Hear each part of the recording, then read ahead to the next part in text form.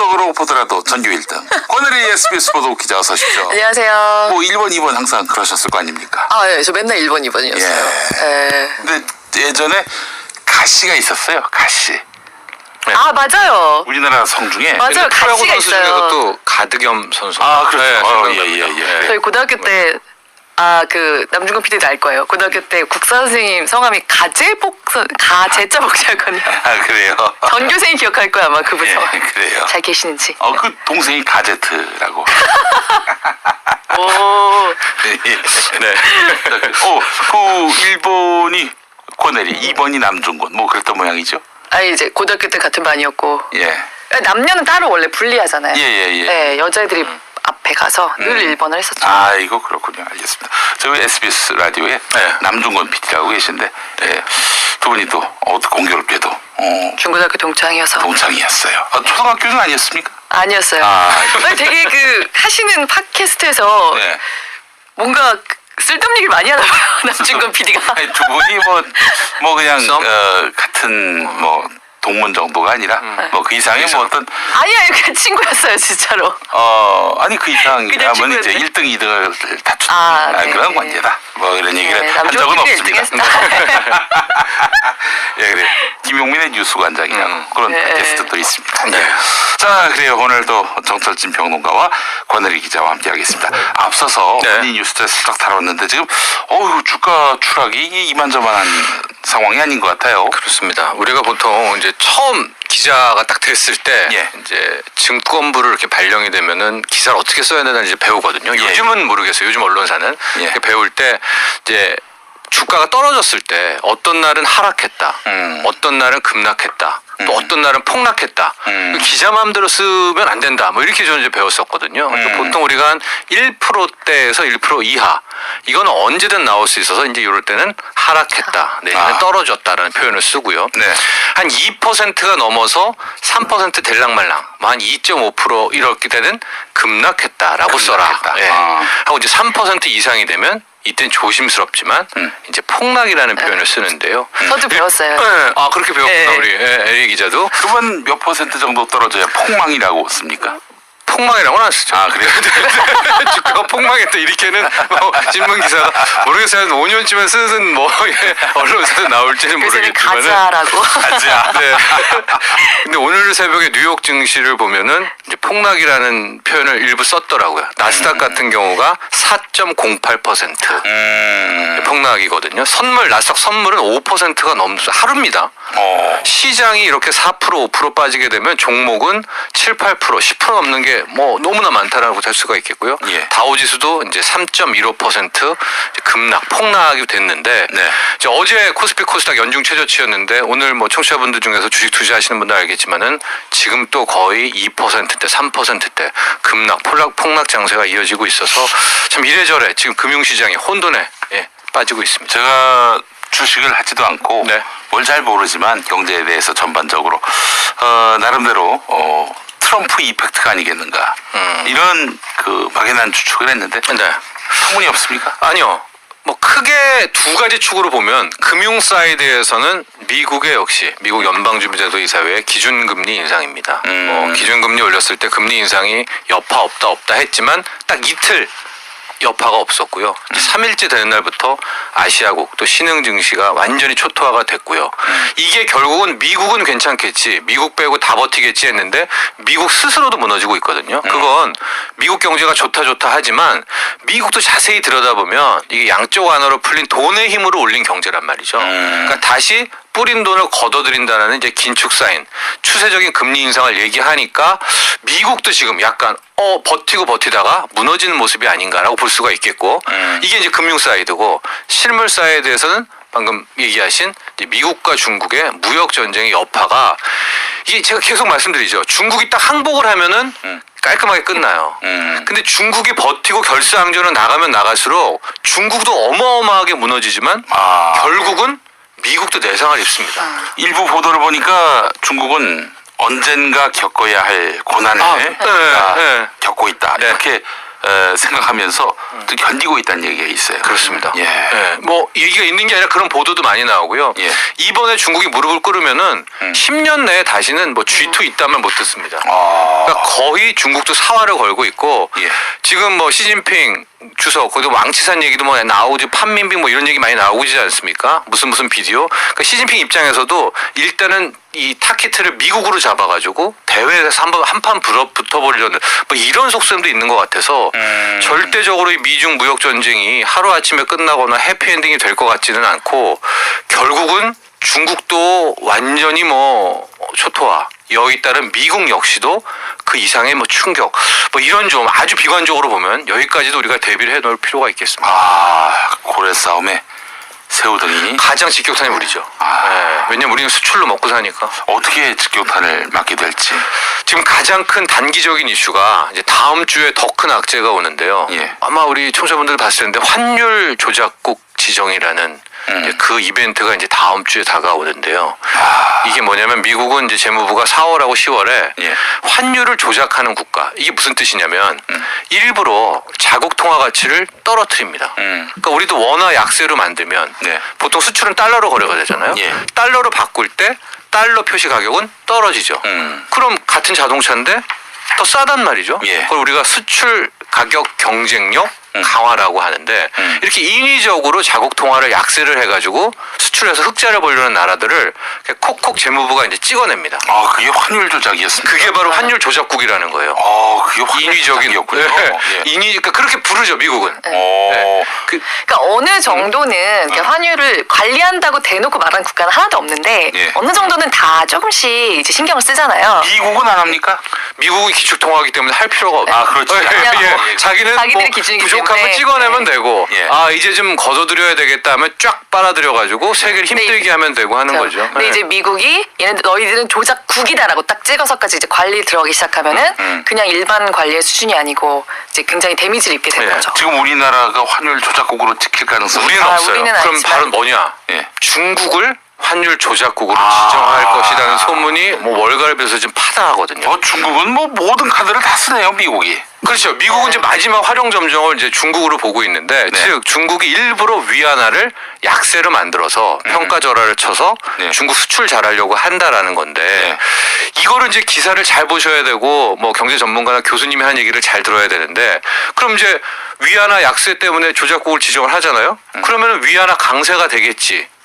맞잖아요. 예. 원화 약세가 잘못이라면 원화 강세가 되겠지라고 생각하면은 이건 굉장히 1차원적인 생각이에요. 예. 이게 뭐냐면은 미국 재무부가 조금은 좀 사악하다고 볼 수가 있는 게 어떤 국가가 있어요. 그 국가가 환율을 마음대로 할 수가 있습니다. 중국 같은 경우에 전성기 때는 자기네가 위안화 약하게도 했다가 강하게도 했다가 이런 상황일 때는 절대 환율 조작국으로 지정을 안 합니다. 근데 지금 어떤 상황이냐. 지금 위안화 약세가 빠르게 진행되고 있거든요. 네. 외국계 자본이 다 떠나면서 바로 이런 타이밍에 중국을 환율 조작국으로 지정을 하게 되면 위안화가 강해지기는커녕 오히려 더 약해집니다. 버티지를 못하는 거예요. 예. 그러니까 이런 상황이 이제 다음 주에 연출이 된다면은 우리 원화는 거의 위안화 따라가거든요. 그럼 원화 초약세 뭐 지금 1,140원인데 1,150원 뭐 1,200원대까지 향해 가면은 당연히 외국계 자금은 뭐 국내 주식 부동산 다 이탈하게 되고요. 정말로 또 우리 외환 위기 뭐 이런 얘기까지도 갈 수가 있는 그 첫걸음이 다음 주에 나오기 때문에 과연 중국을 미국이 환율 조작국으로 지정하냐 안 하냐가 이 또 하나의 관문이 지금 다음 주에 남아 있는 거예요. 지정하면은 우리 경제 직격탄이 됩니까? 금융시장이 일단은 한번 난리가 나겠고요. 중국이 완전히 무너지니까 결국 우리가 중국과 교역이 크니까 예. 우리도 그 여파가 고스란히 오게 될 겁니다. 아무한테나 너희는 환율 조작국이 하면 원래 안 되는 거잖아요. 예. 미국도 기준이 있긴 있어요.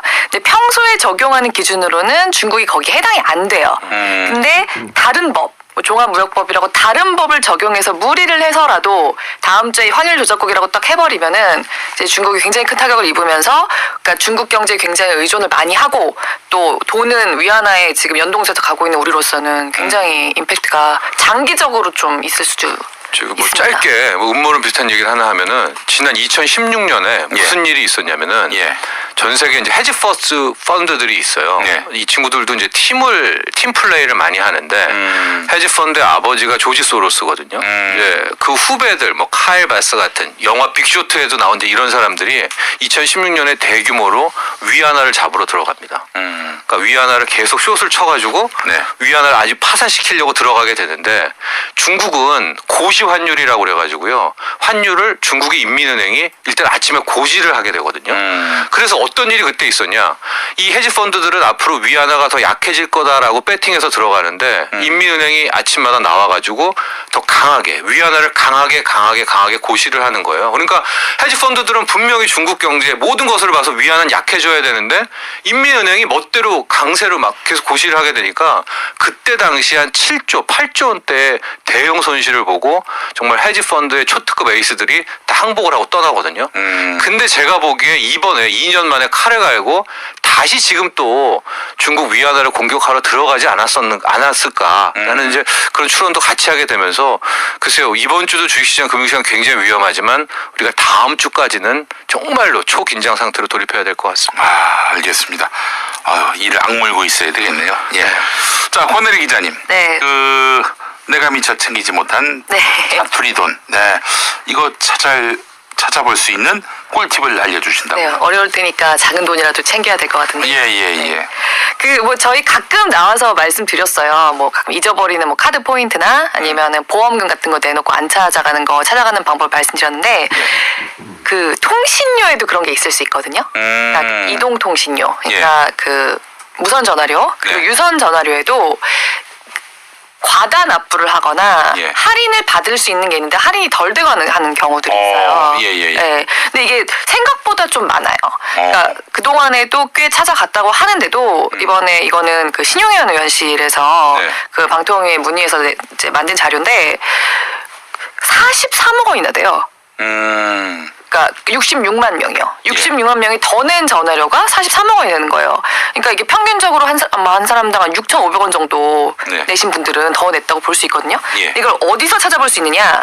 검색창에 스마트 초이스라고 한번 쳐보시면 돼요. 지금 만약에 뭐 점심 드시러 이동 중이라더라도 그 초록색 검색창에 치시면 바로 거기서도 보실 수 있습니다. 네. 그러면 스마트 초이스가 나라에서 운영하는 그 통신요금 그 종합 포털 사이트인데 거기 들어가면 바로 대문에서 그 미환급금 조회를 바로 할 수 있거든요. 아유, 김용민이가 그렇지 않아도 지금 들어갔는데. 현재 이용자가 많아 서비스 이용이 원활하지 않습니다. 저 여기서 자랑 한마디 해도 됩니까? 예, 왜요? 아침에 이거 방송했더니 예. 실검 1위에 계속 올라 있었거든요. 아, 권혜리가, 아이고 세상에. 아니 요거는 성덕도 선교 1등, 실검 1위. 포털에서도 실검 1위. 아, 진짜. 아 진짜 네. 감사합니다. 아니 네. 근데 이거는 정말 알아두시면 좋은 사이트라서 좀 예. 많이 좀 널리 좀 다 아셨으면 해서. 왜냐하면 대부분의 뭐 그런 통신요금 관련된 팁들을 여기서 다 얻을 수가 있어요. 종합적으로. 그렇군요. 그러니까 가입할 필요도 없이 그냥 내 이름이랑 주민번호, 그다음에 그동안 이용했던 그런 통신사들을 딱 다 클릭을 해서 들어가 보면 네. 그 내가 만약에 더 낸 돈이 있으면 거기 나오고요. 그 자리에서 바로 환급 신청도 가능해요. 지금의 내 휴대폰 번호랑 내가 돌려받고 싶은 계좌번호 있잖아요. 예, 그 예, 돈을 예. 넣어줬으면 하는. 그러면은 이제 그 돈이 들어오게 됩니다. 예, 네. 알겠습니다. 지금은 너무 폭주해서인지. 근데 이거 많은 분은 얼마나 많아요? 제가 금액이? 그 개별적으로는 그 나오지 않았는데 네. 평균적으로 보면은 한 사람들 6,500원 정도. 그리고 6,500원. SKT가 돈은 많은데 SKT가 거의 한 23억 원 정도 돼요. 네. 근데 거기서 돈을 그 사고가 났던 분은 많지가 않더라고요. 그러니까 아마 SKT에서 다른 통신사로 뭐 갈아타셨거나 그럴 때 번호 돈을 이동했을 때 네, 뭔가가 네. 나왔구나. 네. 네. 크게 두 가지예요. 그러니까 보통 뭐 통신사를 바꾸거나 아니면 계약을 해지하고 새로 계약을 할 때 예. 예를 들면 지난달 것까지 내고 내가 보름을 더 쓰다가 해지를 하거나 하잖아요. 그럼 그때 잔금 계산하잖아요. 예. 그때 안 내도 되는 돈을 더 낸 경우 또는 그 자동이체로 통신료를 이체를 하면요 할인이 들어가는 게 있어요. 지금은 그게 동시에 이루어지기 때문에 그런 일이 없는데 2008년까지는 그게 사후에 됐었어요. 예. 그때 할인이 제대로 안 된 분들이 있어요. 근데 보통 한 2000년대부터는 거의 그 쓰셨으니까 휴대폰 요금을 그렇죠. 예. 그 전에 쌓인 돈이 또 있을 수가 있거든요. 예. 그러니까 SKT가 그 돈의 규모는 제일 크고 한 9만 3천 명 정도로 사람이 적으니까 아마 SKT에서 다른 통신사로 갈아타셨거나 혹은 뭐 전에 자동이체를 신청하셔서 그 특히 2008년 전일수록 네네. 확률이 가능성이 더 많아지는 네, 거예요. 네. 네, 근데 그때 지금- 통신사 이동 교체를 했었을 네, 때. 지금 이름이랑 주인번호 쳐보시면은 전부 다 바로 그 자리에서 나오니까요. 네, 한번 확인해 보시면 좋을 것 같아요. 예, 그렇습니다. 제가 그렇지 않아도 지금 해보고 있는 중인데, 예, 만만치도 않을 것 같습니다. 근데 새벽 한 1시쯤 가시면은 네. 편하게 하실 수 김동래님은 있는데. 네. 더 낸 통신료가 있으면 왜 업체는 통보해주지 않습니까? 아, 이거를 하기는 해요. 예. 그러니까 바로바로 하진 않고 이렇게 예. 모아서 문자로나 그 우편으로 네. 그 알려주고요. 그러니까 넓게 봐서는 이러이런 사이트가 있으니까 여기서 찾아보시라는 안내도 하고 돈이 좀 많은 분들은 개별 안내도 갔다고 하는데 네. 예를 들면 뭐 이사를 하셨다든지 예. 그동안에 번호가 바뀌었다든지 하는 경우에는 제대로 안 간 경우가 많은 것 같고요. 또 한다고는 하지만 늘 이게 뭐 이렇게 주기적으로 연락이 가고 좀 그런 거는 아니었던 것 같아요. 네. 그래서 좀 이렇게 적극적으로 알려지지 않은 측면도 좀 있는 것 같아서 앞으로 그런 것도 더 해야 한다. 예. 이런 것도 지금 요구를 하고 있습니다. 정철진 평론가님이 새벽에 해보라고 하셨는데 이게 네. 운영 시간이 따로 있습니다. 오전 9시부터 저녁 8시까지. 이게 네, 맞아요. 아마 관이 아니기 때문에 아. 예, 여기는 이제 여기서 일해야 되잖아요. 그렇기 때문에 예, 예. 다시 한번 말씀드리지만 우리가 알고 있는 뭐 이런 보험 찾고 금감원 뭐 이런 사이트랑 다르네요. 네, 네, 오전 8시까지 하네요. 9시부터 네. 오후 8시에 클로즈. 상담은 6시에 끝나고요. 예. 그렇기 맞아요. 때문에 예, 조청이 흐르는 정보였습니다. 달콤한 팁 감사하고요. 네. 자, 정철진 평론가님. 네. 다음 주부터 전세자금 대출 요건이 강화되죠. 네, 이게 이제 15일부터 시작이 되고요. 투기를 막기 위해서. 모든 것들을 다 확정해서 정말 최종본이 금융위에서 나왔습니다. 네. 그렇기 때문에 좀 뭐 살짝 요약을 해보면 일단 무주택자는 큰 걱정 없다. 다 된다. 네. 무주택자인데 부부 합산 뭐 진짜 극단적인 비유입니다. 예. 소득이 20억이다. 이분들도 전세담보대출을 굳이 받겠다면 예. 받습니다. 예. 그래서 무주택자는 일단은 되고요. 예. 1주택자부터가 그동안 많이 헷갈렸었잖아요. 예. 그때 부부 합산 소득 문제가 있었는데 1억 원으로 일단 좀 굉장히 좀 완화를 했다라는 게 당국의 입장이어서요. 예. 1억 원 이하다. 1주택자. 이분들 역시도 똑같이 하시면 됩니다. 아. 그럼 이제 1주택자 1억 원 이상부터가 규제 대상이 되는데 1주택자는 숨통이 좀 트입니다. 1억 원 이상이다 하더라도 현재 전세보증대출은 크게 세 가지 상품이 있거든요. 그러니까 뭐 주택금융공사 보증, 주택도시보증공사 보증, 그다음에 SGI라고 해서 민간 보증기관 보증인데 네. 관이 하는 공공금융보증기관은 안 되지만 SGI 서울보증보험에 운영하는 이 전세보증대출 상품은 이용할 수가 있어요. 그러니까 예. 1주택자 같은 경우에는 어떻게든 이제 가능합니다. 보증대출이 전세담보대출이. 그러나 이제 다주택자로 가면서는 원천적으로 이제 공식적으로는 전세보증대출을 받을 수 없다. 경기도에 내 집이 있고 네. 강남에서 전세 살고 네. 어쨌든 주택 한 채 1주택자. 소유하고 있는 사람들 1주택자. 이거 어떻게 1주택자니까 그 분이 부부합산 소득이 1억 원 이하다. 예. 강남에 받을 때 전세자금 대출 받을 수가 있고요.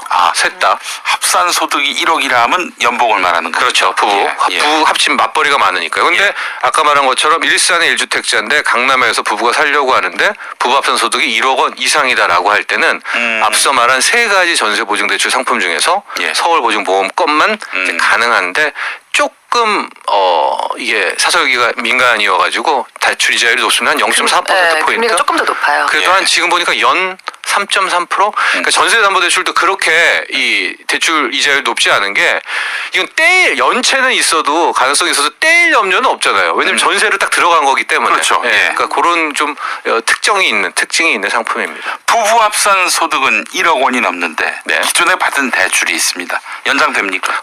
1주택자 같은 경우에는 기존에 받은 거 다 연장이 됩니다. 예. 그러니까 이거 역시도 당국이 실은 전세보증대출 규제를 왜 하냐 이거 받아가지고 딴 데 쓴다는 이 전용의 문제 때문에 막은 거잖아요. 그러니까 선의의 피해자가 생기면 안 되지 않습니까? 네. 그래서 기존에 전세담보대출에서 살았던 분들이 1주택자라고 1억이 넘다 하더라도 기존 분들은 연장에 관해서는 다시 연장이 가능하다라고 말씀을 드리고요.